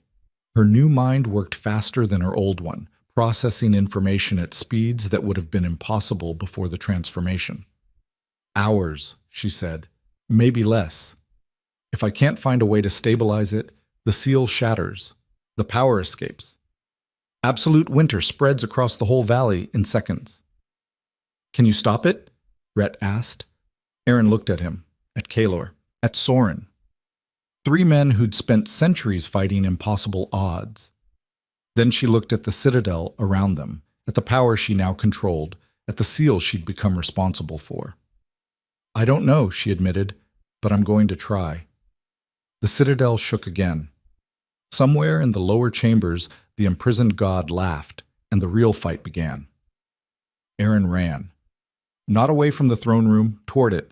Her feet pounded against stone that shuddered with each crack spreading through the seal, and behind her she heard Kaelor shouting something she didn't stop to process. The connection to the citadel screamed in her mind, showing her exactly how bad things were. The seal wasn't just failing, it was collapsing in on itself, like a dam with cracks spreading from a central point. And that point was the throne. The white stone embedded in its back pulsed erratically now, flickering between blinding brightness and near darkness. She burst into the throne room and stopped. The air was wrong, thick and cold and tasting of metal and old blood. The symbols carved into every surface had gone dark except for jagged lines of sickly green light that pulsed in time with the cracks spreading through the floor. And hovering above the throne, barely visible, was something that made Aaron's new senses scream. A tear in reality. Small, no bigger than her fist, but growing. Through it she could see nothing. Not darkness, not void. Just nothing. The absence of existence itself. That's where it lives, Soren said from behind her. He'd followed, along with Kaelor and Rhett. The god. Or what's left of it. 300 years in that prison has reduced it to something barely conscious, but it's still powerful enough to destroy everything if it escapes. How do I stop it? Aaron's voice came out steadier than she felt. You can't. Not alone. Kaelor moved to stand beside her, and Aaron saw he'd armed himself, a sword that looked older than the citadel itself, the blade etched with more of those moving symbols. The seal is tied to the throne. To stabilize it, you need to channel power directly into the white stone. But the amount of power required, it'll burn you out in seconds. Then we don't have seconds to waste. Aaron started toward the throne. Wait. Rhett grabbed her arm. Not roughly, but firm enough to stop her. Think for a second. You just took on a 3-century curse. Your body's still adapting. If you push too hard now, you won't just burn out. You'll shatter. Stone and flesh and everything that makes you you, just gone. And if I don't push, everyone in the valley dies. Aaron met his eyes. Not a hard choice. It is when you're the one making it. Rhett's amber eyes were fierce. Your sister, your people, they're counting on you to survive this. Throwing your life away in the first crisis doesn't help anyone. Then what do you suggest? The tear above the throne pulsed, growing larger. Through it, Aaron heard something that might have been wind or might have been screaming. Because I'm open to better ideas. We channel with you, Kaelor said. The 4 of us together. You've got the connection to the seal. We've got 3 centuries of experience manipulating the Citadel's power. Combine them. You're free of the curse now. I'm not dragging you back into this. You're not dragging us anywhere, Kaelor's voice went hard. We're choosing. Same as you did. Now stop arguing and tell us what to do. Aaron looked at the 3 of them, at faces that had spent centuries trapped in dying bodies, now restored and determined. She felt the seal fracturing faster with each passing second. No time for debate. Fine, but if this kills any of you, I'm going to be really annoyed. She turned to the throne. Soren, I need you mapping the cracks. Find me the weak points, the places where the seal's failing fastest. Rhett, you're going to help me hold the main flow steady while we work. And Kaelor, she glanced at him. You're the anchor. If I start burning out, you pull me back. Force me to stop if you have to. How am I supposed to? You'll know. Aaron climbed the steps to the throne, felt the power radiating from it like heat from a forge. Trust me. You'll know. She sat in the throne, and the connection slammed into her with enough force to stop her breath. It was worse than before. So much worse. The seal wasn't just cracked, it was hemorrhaging power, bleeding out into dimensions that human minds weren't meant to perceive. The god trapped in that nothing space pushed against its prison with casual, terrible strength. It wasn't even trying hard, just testing the boundaries, curious about how much pressure the weakened seal could take before it shattered completely. I've got 17 major fracture points, Soren said. His voice seemed to come from very far away. 12 minor. The worst is directly beneath the throne, spreading up through the foundation. Of course it is, Aaron muttered. Rhett, I'm going to start pulling power. When I do, you need to help me distribute it evenly across all those fracture points. Can you do that? Never tried. But I've done stupider things. Rhett moved to stand at her left side, placed his hand on the throne's arm. Ready when you are. Aaron took a breath she didn't need. Her transformed body didn't require breathing the way it used to, but old habits were hard to break, and reached for the power. It came like a flood. She'd thought channeling yesterday had been intense. That had been a trickle compared to this. Power poured through her, more than any human body should be able to contain. It burned through her veins, her bones, her newly transformed flesh. She felt herself starting to crack, stone and skin fracturing under the pressure. Then Rhett was there in the connection, his presence solid and unyielding. He grabbed the power flow and split it, diverting some of the pressure away from Aaron, not taking it himself. He couldn't, not anymore, not without the curse to give him that capacity, but he could shape it, guide it, centuries of experience turning the flood into streams. Fracture point 1, Soren called out. North wall, 3rd level. Aaron directed power there, felt it pour into the crack, filling it, forcing the break to seal. The stone resisted, the god's influence making the gap want to stay open. She pushed harder, the crack sealed. 2 and 3, east wing, basement level. More power, more resistance. More cracks slowly, agonizingly closing. Aaron's vision started to blur at the edges. Blood ran from her nose again, hot and copper-tasting. Her hands gripped the throne's arms hard enough that stone cracked beneath her fingers. You're at 70% capacity, Kaelor said. He'd moved to stand directly in front of her, and his presence in the connection felt different from Rhett's, cooler, more controlled. Monitoring her limits. Ease back. Can't. Still have... Aaron checked the connection. 14 fractures left. Then we do this differently. Soren, which fractures are actively growing? 6 of them. The rest are stable for now. Focus on those 6. Ignore the stable ones until we've stopped the spread. Kaelor's hand landed on Aaron's shoulder, grounding her. You don't have to fix everything at once. The god, if we don't seal everything, it can escape through the gaps. The god has been imprisoned for 3 centuries. It can wait another hour while we make sure you don't explode. Kaelor's voice was gentle but immovable. 6 fractures, that's all. Do it. Aaron wanted to argue, wanted to push through, fix everything immediately, prove she could handle this. But her body was already screaming, and Kaelor was right. She couldn't help anyone if she shattered herself in the first 10 minutes.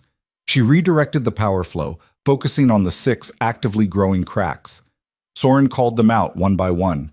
Aaron poured power into each, feeling them resist, feeling the god push back with lazy curiosity. But slowly, painfully, they sealed. The 6th crack closed, and Aaron sagged in the throne. Her whole body felt like it had been beaten with hammers. The stone quality to her skin had spread further during the channeling, creeping up her neck. She could feel it inside too, her bones hardening, her organs transforming into something that could withstand the power she now carried. Break, Kaelor ordered. 5 minutes. Drink water. Breathe. Don't need to breathe anymore, not really. Then fake it. Give your body time to adapt. He pressed a water skin into her hands. Drink. Aaron drank. The water tasted like stone and metal, but it helped. Her vision cleared slightly. The pain in her chest eased from unbearable to merely agonizing. 8 fractures left, Soren reported. He stood near the throne, eyes closed, completely focused on mapping the seal's damage. 7 stable, 1 growing, but slowly. We can handle that, Rhett said. He looked exhausted, his restored body not quite used to the kind of strain they'd just put it through. Give her another minute, then we go again. No. Erin pushed herself upright. We go now. That growing fracture, where is it? The lower chambers, second level, near the sealed doors. The doors that led to the things that made even Kaylor scared. Perfect. If that fracture reaches those doors, what happens? Erin asked, though she already knew the answer. The seals on the doors fail. The things down there get out. Soren opened his eyes, and they'd gone completely silver again, reflecting the sickly light from the cracks. We all die. Probably screaming. Then we definitely don't wait. Erin stood, swayed, caught herself on the throne. How do I reach a fracture in the lower chambers from here? You don't. You have to go down there. Kaylor's face was grim. But I'm not letting you go alone. I need you here. You're the anchor, remember? Then Rhett and I both go. Soren stays here to monitor the other fractures. Kaylor was already moving, not waiting for agreement. We seal the growing crack, come back, finish the rest. Simple. Nothing about this is simple, Erin muttered, but she followed him toward the corridor. Her legs felt like they belonged to someone else, heavy and unresponsive. She stumbled. Rhett caught her elbow, steadying her. You good? He asked quietly. Define good. Still conscious, still mostly solid, not actively dying. Then, yeah, I'm good. Erin forced her body to cooperate, to move the way it was supposed to. Let's go kill some reality fractures. They descended into the Citadel's depths. The stairs seemed to go on forever, spiraling down past levels Erin hadn't seen before. The air grew colder despite the warmth that radiated from her transformed body. The symbols on the walls flickered weakly here, barely providing light. We don't come down here much, Kaylor said. His voice echoed strangely in the narrow passage. Even before the curse got bad. There are things in these chambers that predate the Citadel. Things the king imprisoned along with the god. What kind of things? The kind that don't have names, at least not names humans can speak without going insane. Kaylor's hand rested on his sword hilt. When we reach the second level, stay between Rhett and me. Don't touch anything. Don't look directly at anything that moves. And if something speaks to you, don't answer. You're really selling this trip, Erin said. Just want you to know what we're walking into. They reached the second level, and Erin understood why Kaylor had been so serious. The chamber beyond the stairs was vast and wrong. The geometry didn't make sense. Walls met at angles that shouldn't exist. The ceiling seemed to be both above and below them simultaneously, and the floor rippled like water despite being solid stone. And scattered throughout the space were doors. Dozens of them, each one different, each one sealed with chains that glowed with the same symbols that covered the rest of the Citadel, but brighter, more aggressive. And from behind those doors came sounds, scratching, whispering, things that might have been laughter or screaming or neither. The fracture is there.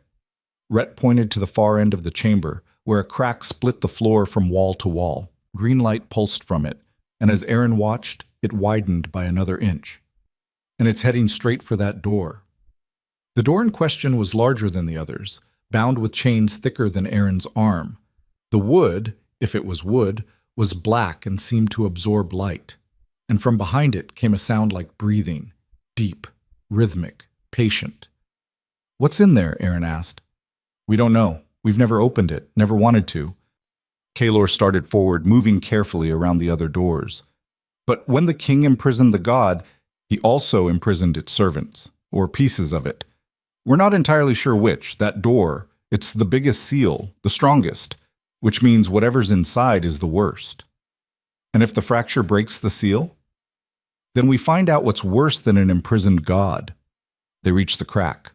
Up close, it was even worse than Erin had feared. The green light pulsed with malevolent intelligence, and when she touched the connection to the seal, she felt the god's attention focus on this spot. It's doing this deliberately, she said. The god. It's pushing power specifically here, trying to break that door open. Why? Rhett asked. What does it gain? Chaos. Destruction. Maybe it thinks whatever's inside will help it escape. Erin knelt beside the crack, placed her hands on either side. Or maybe it just wants to watch everything burn. Gods are petty like that. She reached for the power, but before she could pull, something cold wrapped around her ankle. Erin looked down. A hand had emerged from the crack, gray, withered, with too many fingers. It gripped her leg with desperate strength, and where it touched, frost spread across her skin. "Don't move," Kaler said. His sword was out, gleaming in the sickly light. "Don't pull away. That's what it wants. For you to panic. To disrupt your connection to the seal." "It's freezing my leg." "I know. Rhett, get ready to cut it off."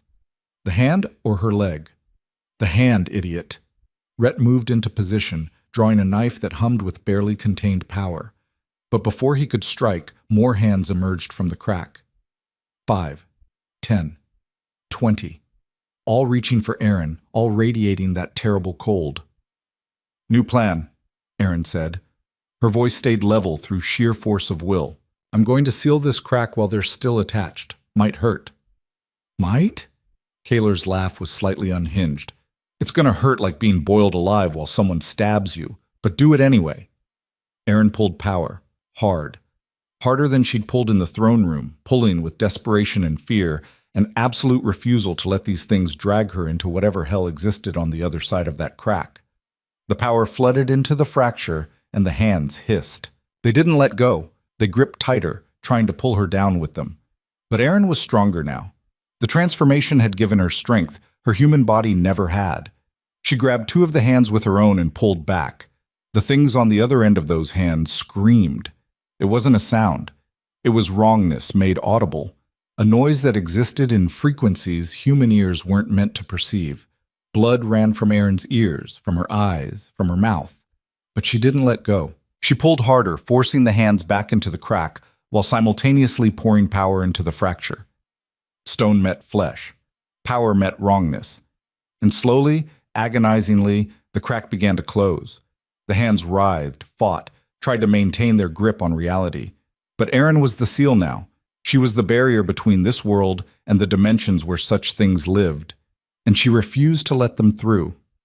The last hand slipped back into the crack, just as it sealed completely. The green light flickered once, then died. The floor was solid again, smooth stone showing no sign that anything had ever been wrong. Erin collapsed forward onto her hands, breathing hard even though she didn't need to breathe. The cold where the hands had gripped her leg was spreading, turning her flesh gray and lifeless. She watched with detached horror as her calf started to match the stone quality spreading through the rest of her body. "Erin," Kaler knelt beside her, grabbed her shoulders. "Look at me. Focus." She looked up. His face was pale, and his eyes, those strange gold eyes, held genuine fear. "The cold," he said. "It's not just physical. It's draining your life force, the same way the Citadel drained the tributes. If we don't stop it—" "I know." Erin could feel it, the cold spreading up her leg, reaching for her core. Once it hit her heart, she'd be gone. Not dead exactly, but not alive either. Just another statue for the Citadel's collection. "How do I fight it?" "You're the seal. The Citadel responds to you now. Tell it to burn the cold out." Kaler's hands tightened on her shoulders. "You control this place. Act like it." Erin reached for the connection to the Citadel, found it still there despite the pain and cold. She grabbed it with mental hands that felt more real than her physical ones, and demanded. Heat, fire, warmth to burn away the infection trying to consume her. The Citadel responded. Power flooded through her, but this time it didn't hurt. It was warm, almost hot, like standing in summer sunlight after years of winter. The cold in her leg hissed, recoiled, tried to maintain its grip. Erin burned it out ruthlessly, cell by cell, driving the infection back. The gray color faded from her calf. Feeling returned in a rush of pins and needles. She gasped, nearly fell, and Kaler caught her. "I've got you," he said quietly. "You're okay. You're fine." "I'm really not fine." Erin's laugh came out shaky. "But I'm alive. That's something. That's everything." Kaler helped her stand. "Can you walk?" She tested her leg. It held. "Yeah, let's get out of here before something else tries to grab me."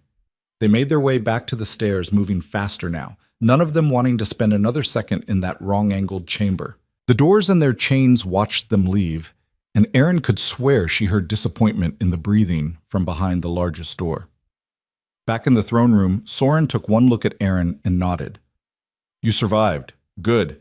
The other 7 fractures are holding, but barely. We need to finish this. How's my capacity? Erin asked as she climbed back into the throne.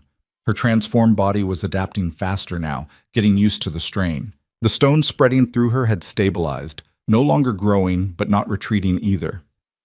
About 50%. Better than expected after what you just did. Soren's silver eyes scanned her critically. But you'll need everything you have left for the remaining fractures. They're stable now, but sealing them permanently will take more power than the others. Why? Because these 7 are the original cracks, the ones that formed when the curse was first cast. Everything else, the spreading damage, the new fractures, those were consequences of the original 7 failing. Soren's expression was grim. Seal these, and you stabilize the entire seal, but they're reinforced by 3 centuries of the god's influence. They won't close easily. Nothing about this has been easy. Erin settled into the throne, felt its power hum against her skin. Let's finish it. They worked for hours, or maybe minutes. Time stopped meaning much when you were channeling power that existed outside normal dimensions. Soren called out each fracture. Erin poured power into them, feeling the god push back with increasing irritation. Rhett helped distribute the flow, keeping Erin from burning out. And Kalor monitored her capacity, forcing her to take breaks when her body started fracturing under the strain. 6 fractures sealed, 1 remained. The last one's in the throne itself, Soren said. His voice was rough from hours of concentration. Running through the white stone. It's the original flaw, the first crack in the seal. If we can close it, everything else stabilizes. If? Erin asked. It's been there for 3 centuries. The god's influence is strongest in this crack. It might not want to close. Soren finally opened his eyes, and they were completely silver now, reflecting the power still pulsing through the chamber. And if you push too hard, you might shatter the stone entirely, which would be bad. Define bad. The god escapes. The seal breaks. Everyone dies. Very bad. Got it. No pressure. Erin placed both hands on the throne's arms, felt the white stone pulsing behind her head. Any advice on how to do this without exploding? Don't explode, Rhett offered helpfully. Thanks. Super useful. He's not wrong, though.